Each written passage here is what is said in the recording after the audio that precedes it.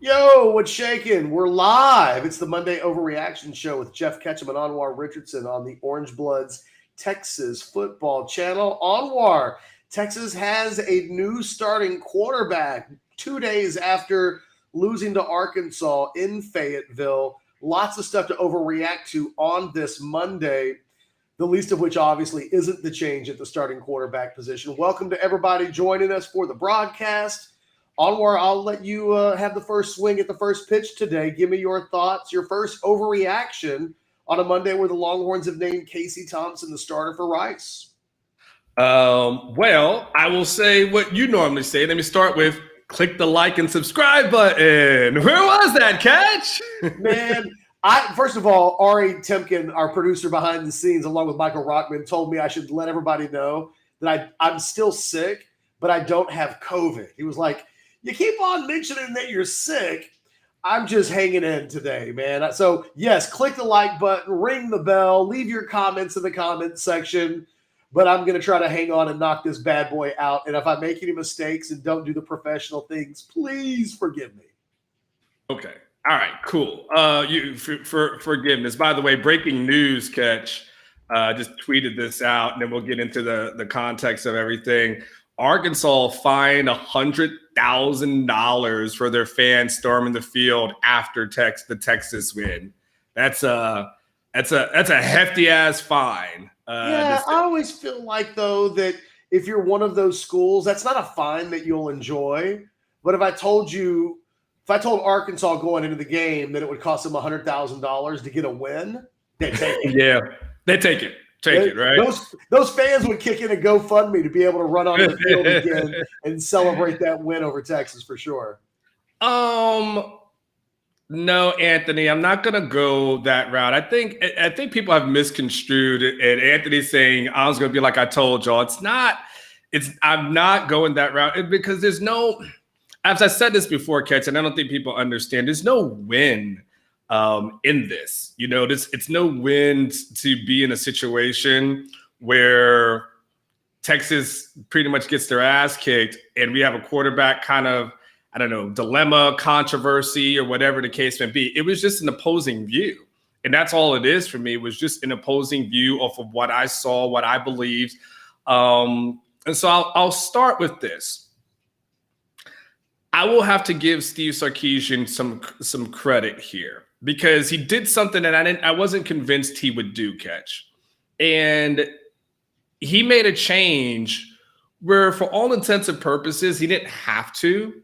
I mean, Rice, while it seemingly is a better opponent, you would still think that Hudson Card would have success against Rice. You can easily use this past game as kind of like a building block and kind of like a learning lesson, build on that in Rice, and then have him go into the Big 12 play. So for him to make that change, I got to give him some credit. I didn't necessarily think that would be something that he would do, but it's clear, Catch, that when Sarkeesian went back and looked at the film, he realized that he had a young quarterback that still needs some work, that still needs some development, that there were some things that he saw, whether it was throws, I asked about it, throws that weren't made in time, and, maybe just being a little bit rattled, where he said, okay, I've got to go with Casey, and I've got to give Casey, a chance to go and compete. So, it will be interesting, Catch, because now Casey finally gets his chance to start. And I'll say this, and I'll let you jump in. As much as I've been a Casey Thompson advocate for the entire offseason, I will say this. Casey Thompson has had the benefit of coming in the bullpen, right? He has had to start. Okay. And so there's the Colorado game was the second half, Louisiana second half, this game second half. So I still, for a Casey Thompson thing, I still want to see what he does as a starter. Okay. I'll start there and then I'll let you jump in. Well, there's a lot to unpack with what happened today. I mean, I think that there's a lot of tentacles to this conversation.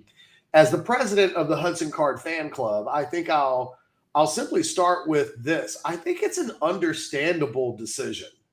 I mean, I wrote in my 10 thoughts from the weekend that you can read over at orangebloods.com today. And Anwar and I had a difference of opinion on this, but I think we're closer together than our difference in opinions might indicate. You can completely understand going to Casey Thompson at this point based on the fact that Hudson Card wasn't good against Arkansas at all. Now, I don't completely know what to make out of the totality of what Casey did in the fourth quarter, essentially, of that game against Arkansas. Is that enough?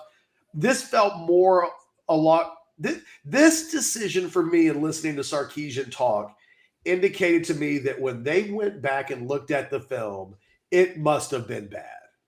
That when they looked at the film, Hudson must have missed throws. He must have missed reads. Sark kept mentioning that he was antsy in the pocket. It was interesting today to hear Sarkeesian talk about the game because I didn't sense a lot of critical analysis of anything other than Hudson Card's play. When he was asked about the offensive line, it doesn't seem like there's another position on the field where a change in the starting lineup has occurred based off of Saturday. And I thought one of the things that we might hear from Sark today was a little bit of a referendum on the entire team, that it's got to be better across the board. And starting with the very next practice, the competition's got to continue to stay hot and everybody's playing for their jobs. And the guys on the offensive line, along with the quarterback position and along with the guys on the defense. I think every position, I thought we might hear that there was going to be some added intensity in the way that they looked at who was going to play on Saturday and in the next 10 games as a whole.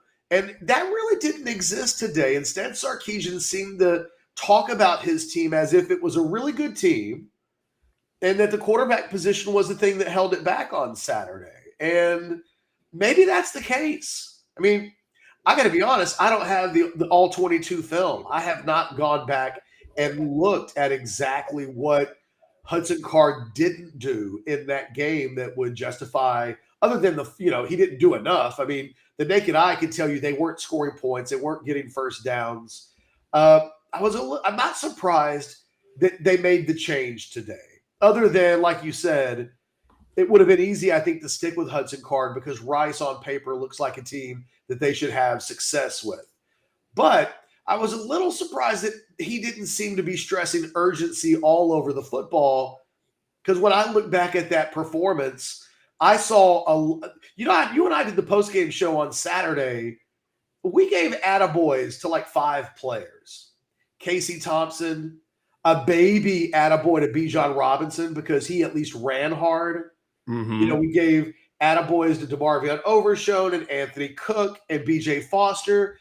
But this wasn't a performance where it felt like anybody could feel really good about. And it didn't feel like Sark came away from that feeling like drastic change was needed outside of the quarterback position. Now we will wait and see what happens on Saturday and moving forward. I'm fascinated by what happens from here. Because like you, I think Casey Thompson has a chance to be a really good player. And it's possible that from this moment moving forward, he won't relinquish the starting quarterback job if he plays well. What that means for the long-term future of the Texas football program at that position looks completely different than it did 72 hours ago. Yeah. And, I think, like I said, I think everybody who's saying, hey, glad, I think Doug Cook said, glad that Sark can admit, he made a mistake. I don't know if it's making a mistake, but I would say that Sark, to your point, realized that, okay, maybe this person's a little bit more, he's a little bit greener than I thought, right? Just a little bit greener. And that moment was big. But to your point, Ketch, I mean, it was a Hudson Card issue for sure, but man, we can go down the list of guys in on both sides of the ball, all sides of the ball, offense, defense, special teams that struggled. So, I don't even look at it like the thing that was, from my perspective, I don't look at it as like, man, Hudson Card was holding this team back. I thought the whole team was bad, to be quite honest with you. And I don't think it's fair to the young man to put it all on him. I think that would be, and I don't think that's what, by the way, I don't think that's what Sarkeesian is doing. I think what he's saying and what he might be saying realistically, Ketch, is, hey, I think I finally understand that this offensive line is not as good as I thought it might be.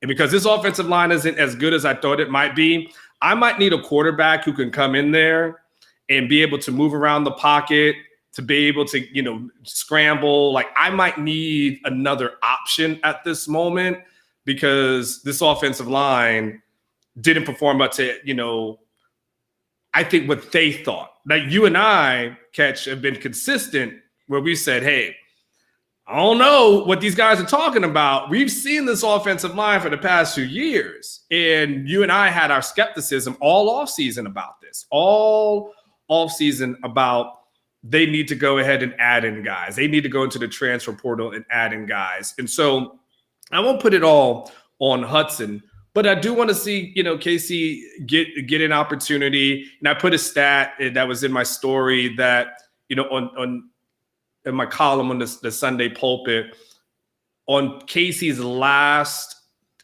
10 drives since including the Alamo Bowl, he scored on 9 out of 10. And 7 of them were touchdowns, 2 of them were field goals. At some point you've got to look at the production, and you got to, whatever practice is practice. And I get the importance, and coaches have always placed that importance of the practice. And then, but Ketch, you've given me stories, and by the way, I'm not comparing Casey to VY, like, let's not even go there. But you've given me the story about how maybe there's times you show up for practice and VY didn't look that great, but he got to a game and it was different, right? And this might be the case for Casey, where sometimes in practice it's like, okay. But then when he gets to the game, things just happen differently and things went a little bit differently. So it'll be interesting, Ketch, because after this game, and let's assume that Hudson plays in the third quarter, right? Let's assuming that Texas goes out and does what it does. Then Sarkeesian's got to make a decision going into Texas Tech. Who is his guy, right? He's going to have to make a decision that's like, I've seen Hudson play this many quarters, and it's probably going to be even, more than likely, Ketch, right? I mean, it's probably going to be even amount. It'd be interesting to see what decision he makes after that. Again, there's a lot of tentacles to this. I will point out to a question that Jeff Howe asked, just to put a ribbon and bow on this section of the conversation.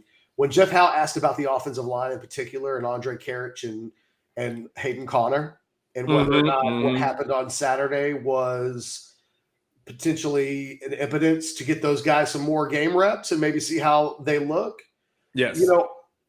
What we ended up seeing from Sarkeesian at that point was the defense of his offensive line and saying, maybe it would be good to get those guys playing time, but we think our guys need more game reps and they need to play together more.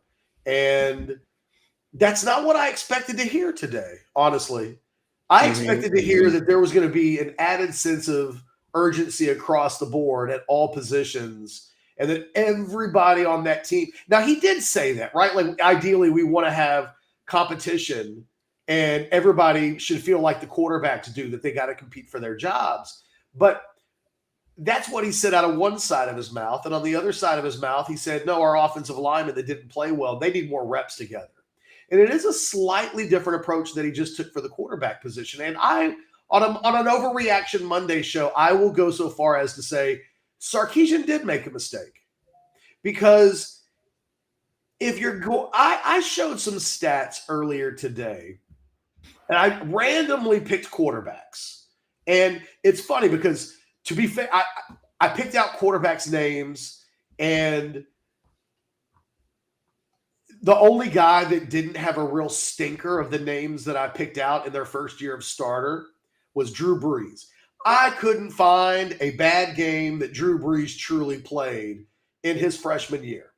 But I looked at Aaron Rodgers' first year of starting at California, and I think in his third start, he had a 9 for 34 performance against Oregon State where he threw for 52 yards and an interception. I looked at Tom Brady's second career start at Michigan. He played against Syracuse. He went 13 of 24 for 104 yards and got benched for Drew Henson. I looked at Kyler Murray's second career start, which was a 16-point home loss to Auburn while he was at Texas A&M at home. He went 13 of 23 for 105 yards and 3 interceptions. He got benched in the middle of that game. I looked at Baker Mayfield's third career start against TCU, 21 of 40, 216 yards, 3 interceptions, a 22.7 QBR. You can kind of go on and on and on with great players, and there are a lot of bad players too, like this good and bad great quarterbacks historically in their first season of starting have some stinkers, right? Like that's part of the narrative. It's one of the things that you pointed at. I'll give you credit here. When you said you thought Casey Thompson should have been the starter, part of that was you were looking at the history of young players at the quarterback position, and you thought this team really can't afford to have a quarterback growing up on the job. The difference in all of those situations is that of all the quarterbacks that I just mentioned and those bad performances, and I'd point to some of those performances and say they were probably worse than the ones that Hudson Card just had on Saturday, those guys started the next week. That Steve Sarkisian just yanked his young starting quarterback after 2 starts, after 6 quarters, indicates that he got the decision wrong in the first place. If you're not going to trust your quarterback to play through all of this stuff, bad performances be damned. You got to let that guy grow up a little bit and go through some of the knocks. Then you probably should have started Casey Thompson in the first place. Again, I understand the decision to go with Casey Thompson on Saturday. It makes sense intellectually. But when you look at this from 30,000 feet up, it doesn't indicate that Steve Sarkisian had nearly enough trust in Hudson Card that you would be willing to make this kind of decision this early after one bad position. Because I'm guessing if we had asked Sarkisian a week ago, could Hudson Card do anything? Because his first start was one of the best first starts in the history of the program. So coming out of that game, if we'd said, Coach, last Monday, can you see a scenario where you would take the starting position away from Hudson Card this early in his career? I think he would have said, no, we've got to trust him. We've got to let him know that we believe in him. And part of his experiences growing up, Hudson Card not getting the benefit of the doubt there is a bit of a big indictment on just how bad things must have been when they watched the game film on Saturday. Because it is, no matter how you want to slice it, whether it's an appropriate hook or not, it's a quick hook. And if it's going to happen in the third game of the season, then you probably should have gone the other way with your initial decision. That's what I would say. I think that's a fair assessment. Okay, James, don't go overboard. Sarkeesian's not in a hot seat, James. Stop. Relax. Nobody really believes that. Come on. I know. I'm assuming that's just sarcasm on James's part, obviously. But I can't disagree, Ketch, with your assessment.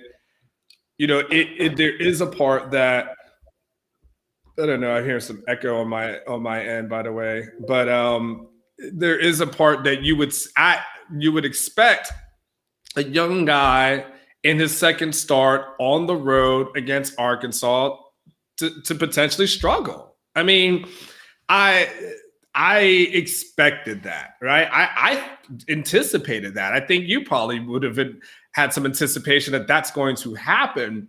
So that's why I said it was the tape must have been glaring for Sarkeesian. There must have been enough things that he saw from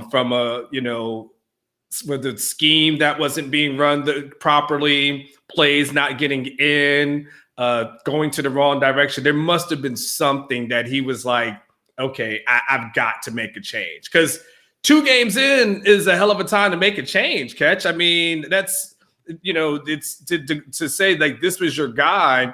And I think, Ketch, you and I talked about this many times that we anticipated that Hudson Card would have some hiccups in the road. I thought he might have some against Louisiana in game 1. Like I thought, hey, don't panic if he throws a pick 6. Correct. Young quarterbacks are going to make mistakes. Correct. And so the tape must have been something that he was like, okay, it just wasn't there.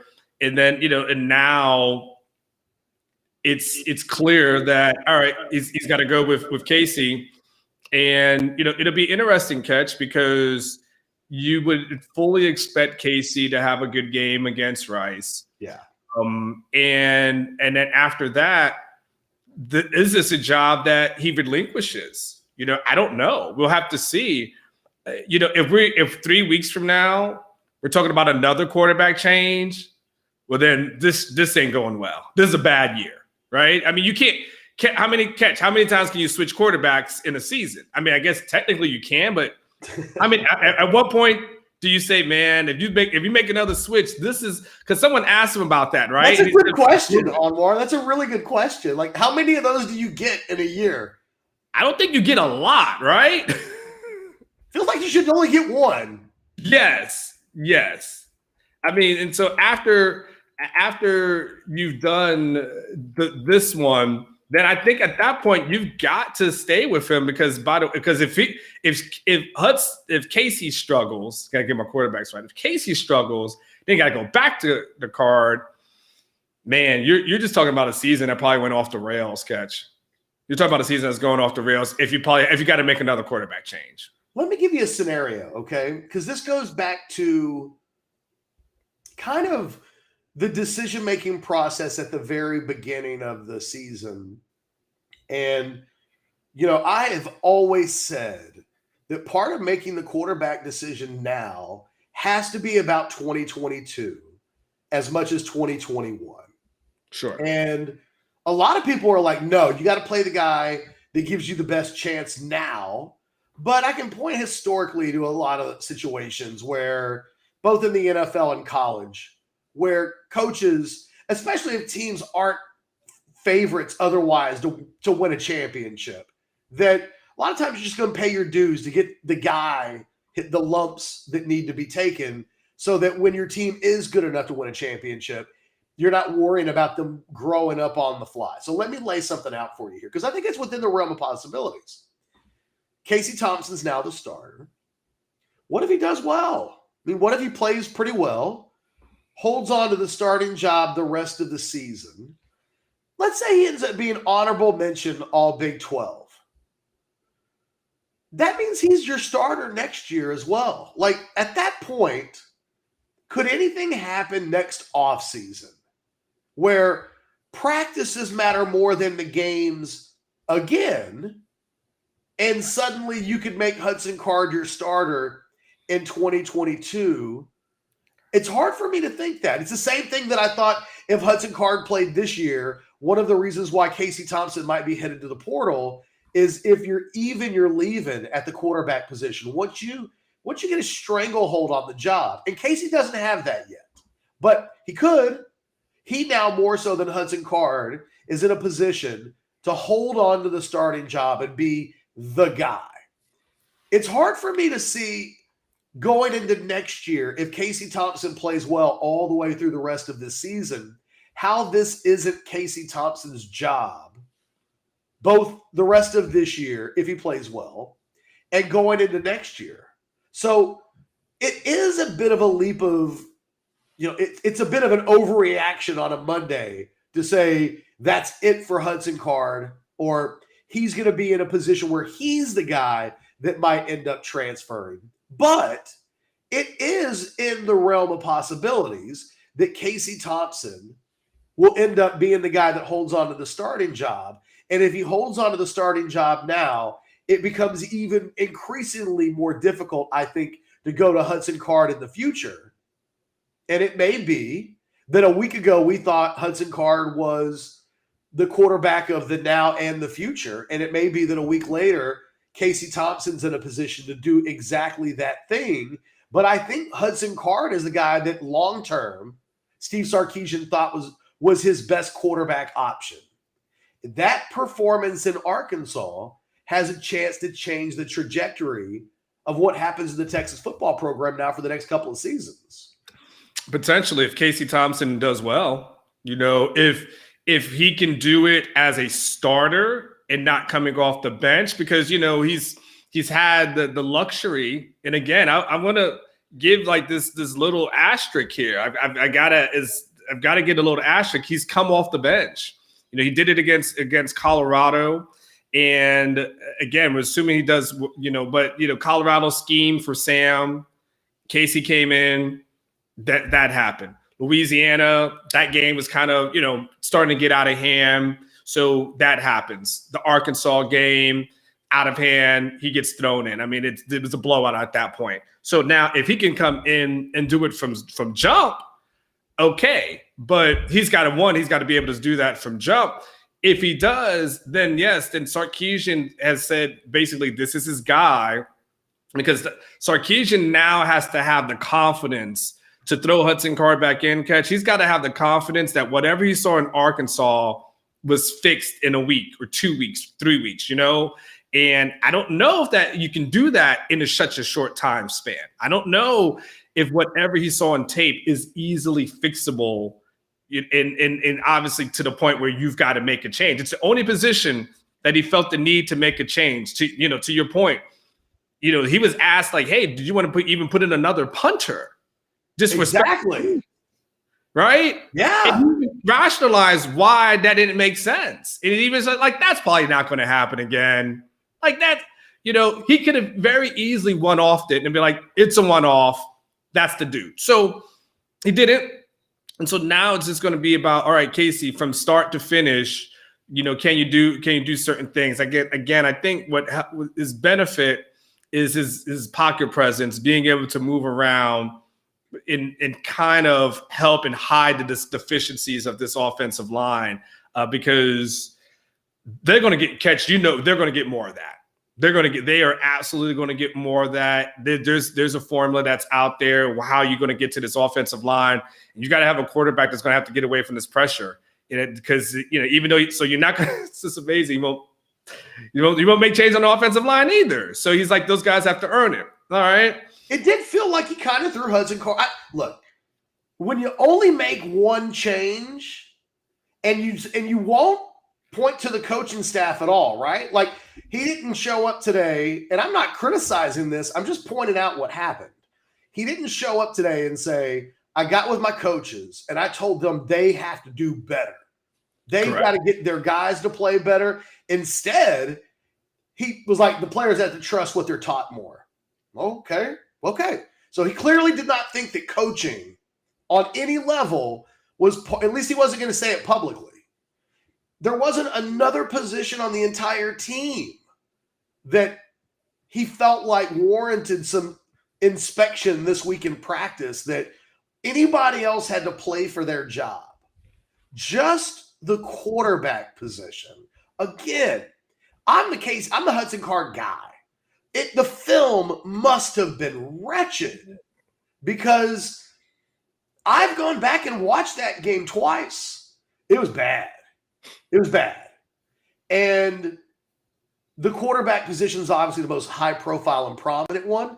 I just think it's interesting that today the quarterback play was the one thing that he was ready. That, to me, I thought he could have easily taken the same approach with the quarterback position that he did with all of the other positions, which is, guys, don't panic. It's going to be okay. It was just one game. All of the best quarter. Didn't you see Geoff Ketchum's stats on Twitter from earlier today? All of the great ones had bad games when they were young players. Nope. Card's out. Thompson is in. And like I said, I'm not arguing about the decision because I can intellectually wrap my head around it. But there are some implications about everything else that was said today in conjunction with the change at the quarterback position. It is very, you're right. It would have been a very easy approach to take. And actually that was the approach that I expected, to be honest with you. That's what I thought. I was like, it's one game. So it must have been a really bad one. Yeah. And I think the thing is Casey, this is where we got to go back to Casey is young. He's still a redshirt freshman. He's still learning.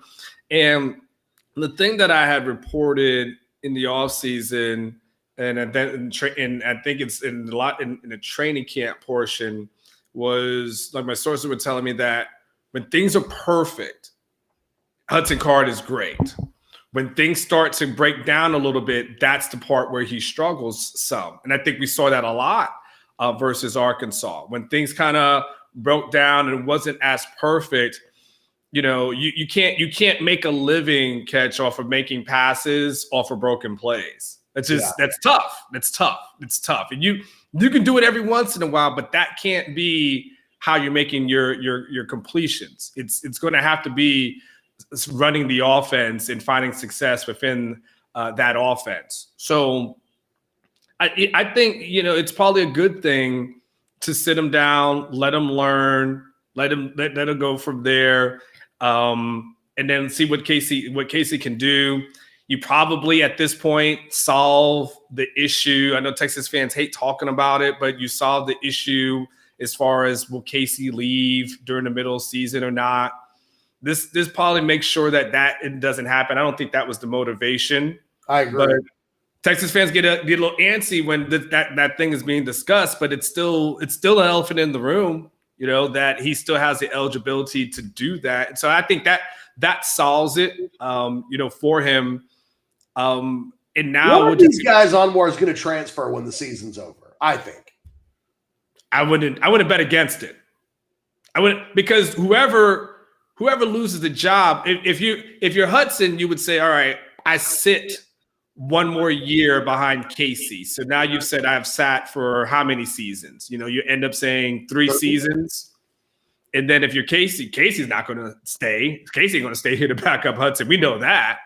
And so it'll be interesting. Someone previously said something earlier in the comments that Malik comes in and easily beats Card next year. I don't buy that at all. Hey, real quick, Anwar, I wish. Hey, Michael Rockman, put that last comment back up because it was a really interesting remark on the screen. Blake is mentioning Card can bounce back can bounce back eventually. If you look at quarterbacks like Kyler Murray and Baker Mayfield, they were benched and it was for the better. Those guys transferred. well, literally 2 of the guys that he mentioned. You know what I mean? Like, yes, quarterbacks aren't real patient guys. No. So I don't know. Like I said, it makes the Rice game way more interesting than it felt like 48 hours ago. And I almost don't know how to take this in completely because there's a question mark that we've already addressed, which is what would have to happen before you would make another change? Like, how many times can you go back if let's say Casey Thompson goes to TCU and TCU beats Texas 33-13. Okay. And let's say he plays exactly like Hudson Card did on Saturday, just for argument's sake. Would you really bench him? Would you then flip again? Like, so you're going into the Oklahoma game. Would you change your quarterback again because for 2.5 quarters he didn't play well, and then you put the backup in garbage time and they played pretty well, that you're then changing your quarterback again? I don't know. Like yes, the quarterback debate is still going on, but I just don't know how many times you make changes at that position before people start to wonder, like, do you know what you're doing with these guys? Yeah. No, it's a fascinating question. By the way, can I have a random thought? Can I just have a random rant real quick? Sure. Off script for a second. Someone said something about the offensive line, and this has actually been bothering me since Saturday. There was a late hit on Hudson Card, but that there was a whistle that was supposed to be blown, and Hudson Card got hit, and I didn't see an offensive lineman go and get anyone's face. I didn't see anybody go into an Arkansas face, and I'm not saying you gotta, last Boy Scout, pull out the gun out your pants and start shooting everybody, right? Who was that guy that did it, Ketch? Well, I can't remember. I can see it. I can't remember the character's name in the movie. You're my movie guy. I knew you would have it. It's just a random. It was a random, but it really irked me about this offensive line that nobody went and got in someone's face and said, "You don't F with our quarterback. Like, you don't freaking do that." And I'm not saying that the offensive line, how that reflects on the Hudson Card. I'm just saying at some point, like, I just wish that somebody would have said, "You know what? We're not going to get bullied around. That's some BS." Thank you, Timothy Lewis. Billy Cole. Cole. Oh, I was going to yes. But anyway, that was just a random thought. I just had to get that out. I needed someone to go and kick his ass and kick some ass, and I didn't see it. And it's bothered me a little bit. That's all. Just random thought. We can get back to the subject at hand. Hey, that had to have been a flag. I'm sorry. Not because it was a late hit. He hit him below the knees.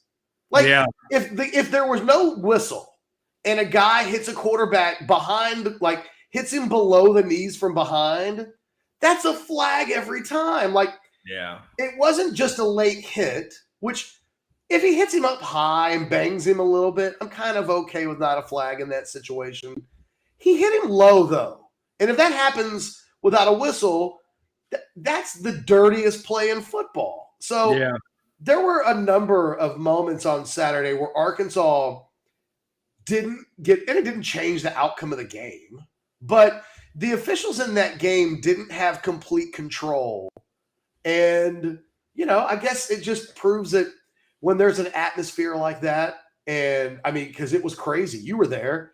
You were sending us videos of how hyped that crowd was.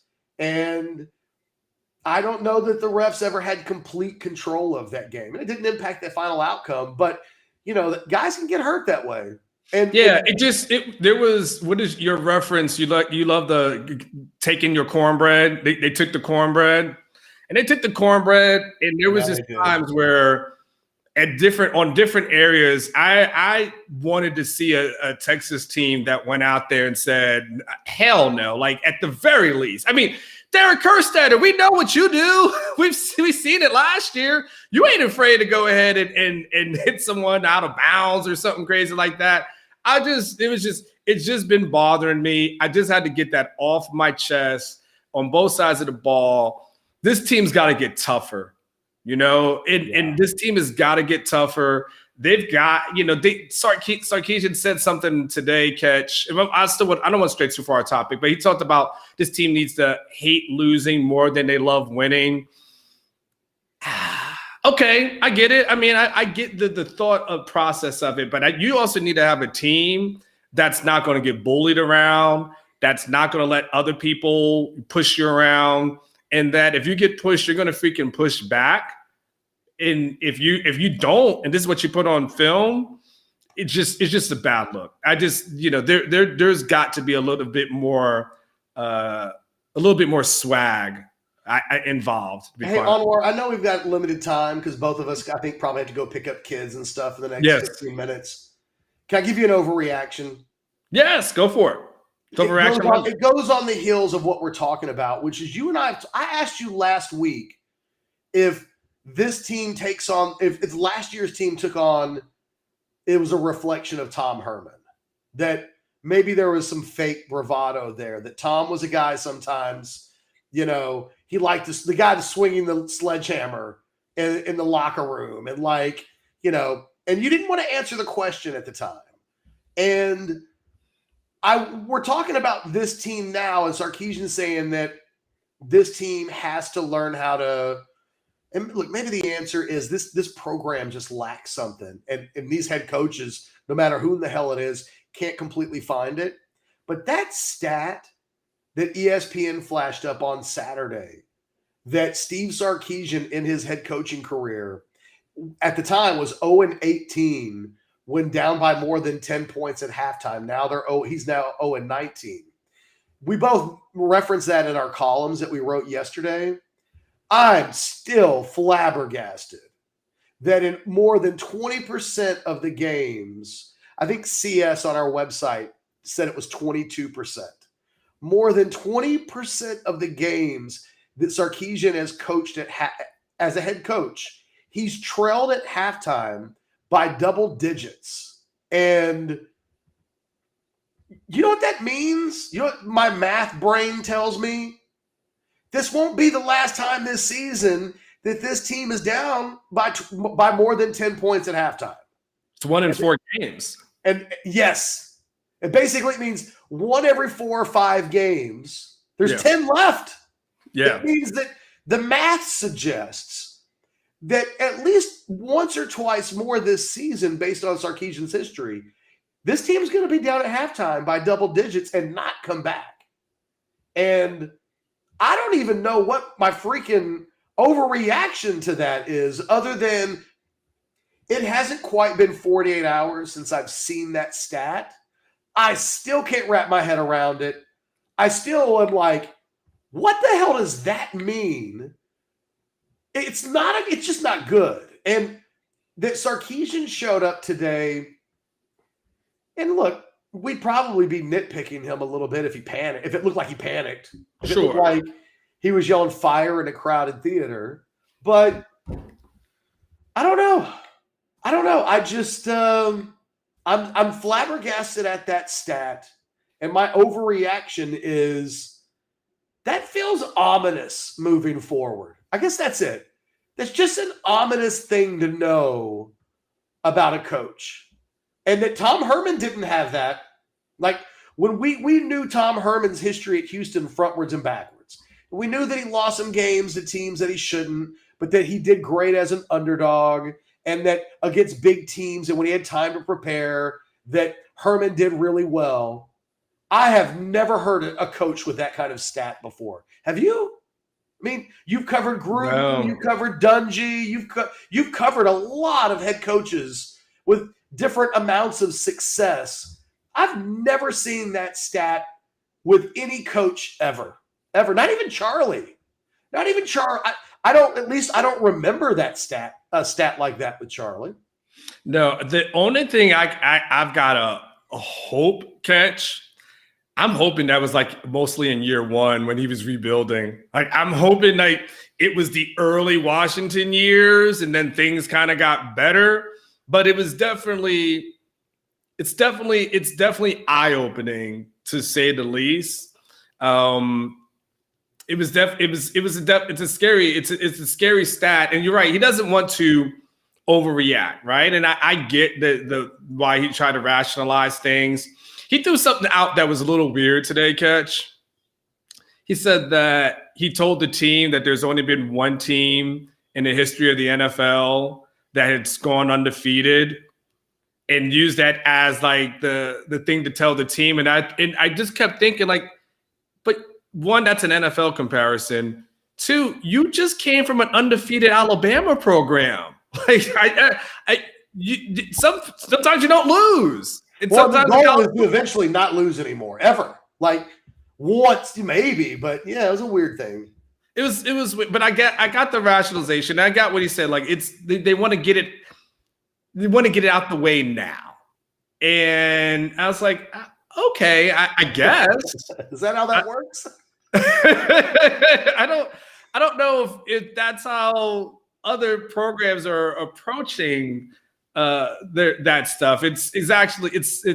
It's what you say when you try to figure out things when you've lost or something to that effect. So you've got to kind of rationalize it.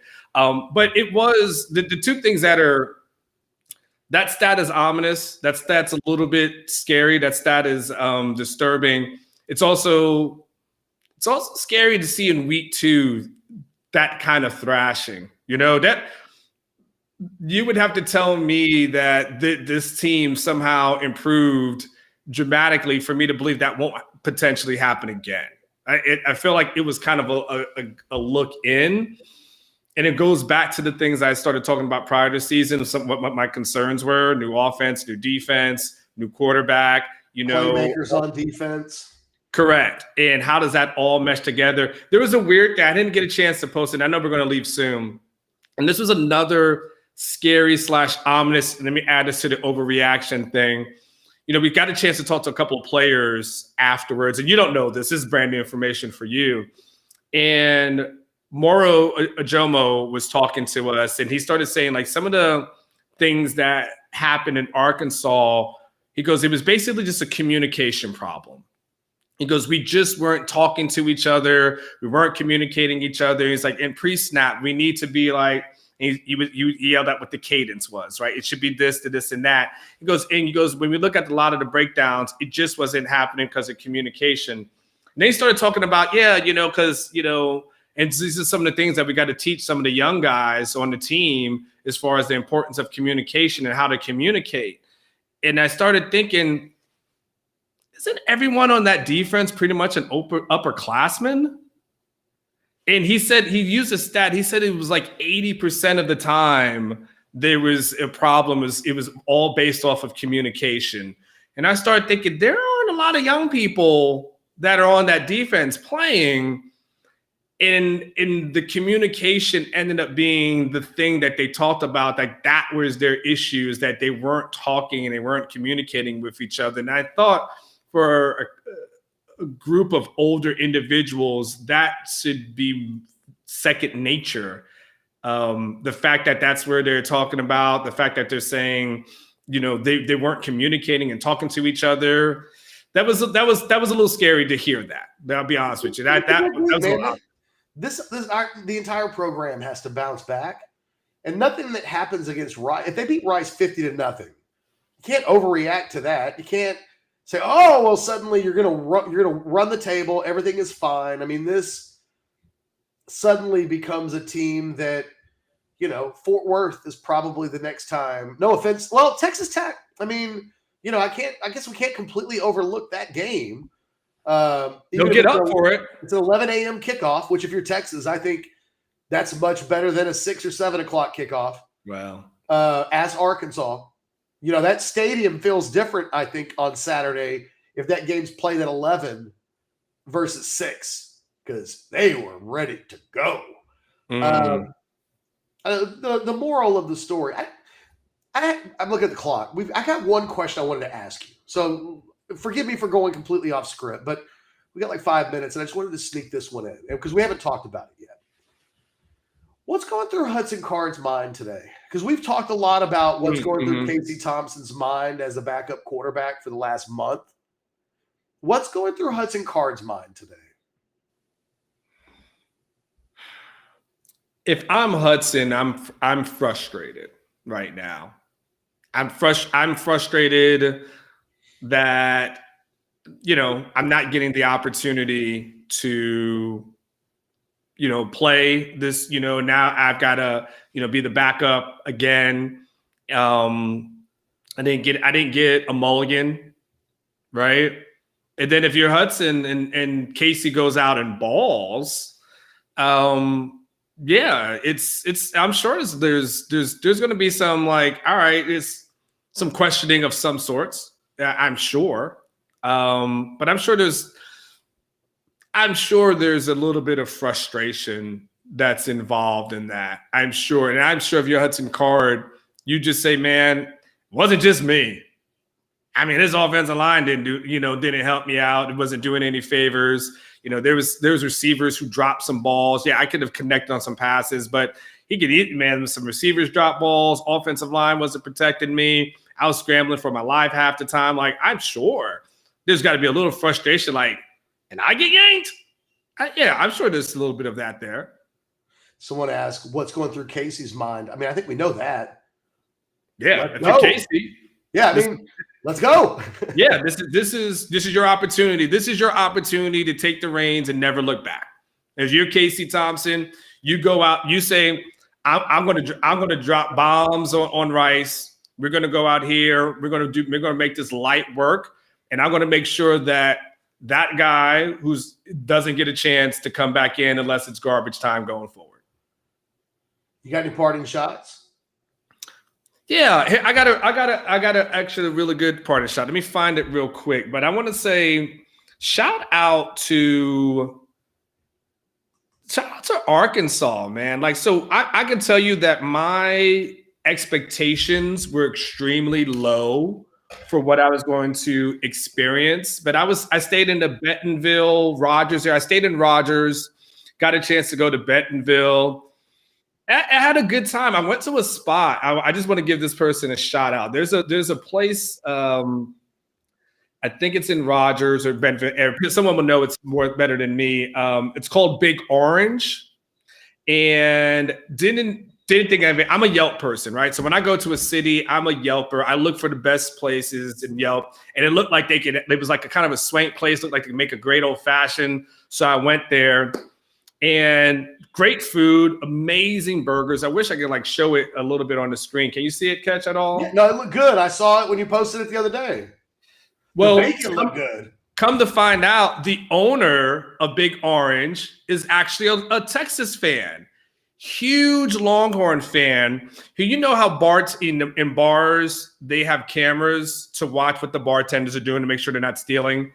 He saw that I was there and gave me a little hookup because he's a huge Texas fan.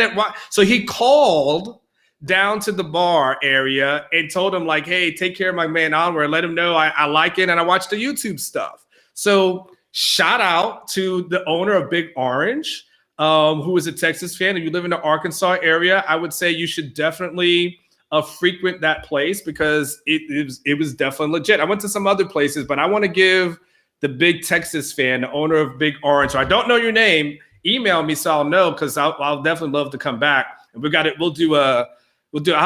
a few Texas fans that came in. I'm talking to them as well. But my overreaction is shout out to Big Orange there in the Arkansas area. If you live there, go ahead and frequent the place because that person's a huge Longhorn fan. Well, that's badass. Yeah. And now when I think about it, it makes sense why he went Big Orange, because he's orange. Get it? It's so subliminal.